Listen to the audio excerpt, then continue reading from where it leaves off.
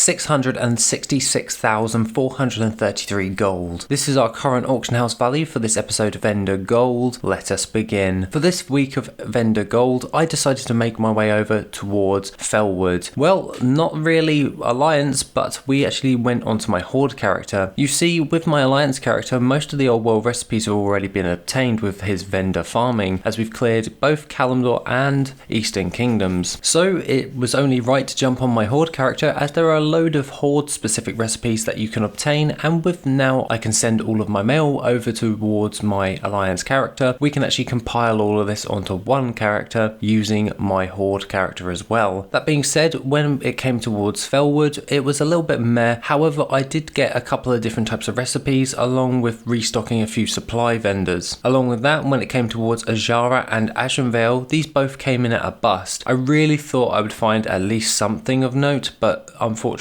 not. Let's go over towards Durotar. When it comes towards Durotar, this was actually pretty dang good. However, the recipes in question that you actually get from this area is only in Razor Hill. Razor Hill is a questing hub for most orcs and troll players, therefore there's obviously going to be some form of recipe to obtain there. This is a good bet because in Goldshire I knew that there was a few recipes, so I knew that I'd be hedging my bets if I went to Razor Hill. When I made my way over towards the Northern Barrens paid off something chronic. This was amazing because the Barrens, specifically the Crossroads and Ratchet, always provide me with a load of different types of recipes which I can obtain and sell on the auction house. These ones go for quite a hefty amount of gold on my server, Argent Dawn EU, and thus I am very happy to place those ones on the auction house as they fetch a high price on the auction house overall. That being said, I jumped my way over to my last zone, which was the Stone Talon Mountains. Within the Stone Talon Mountains, I managed to find one recipe, so therefore it was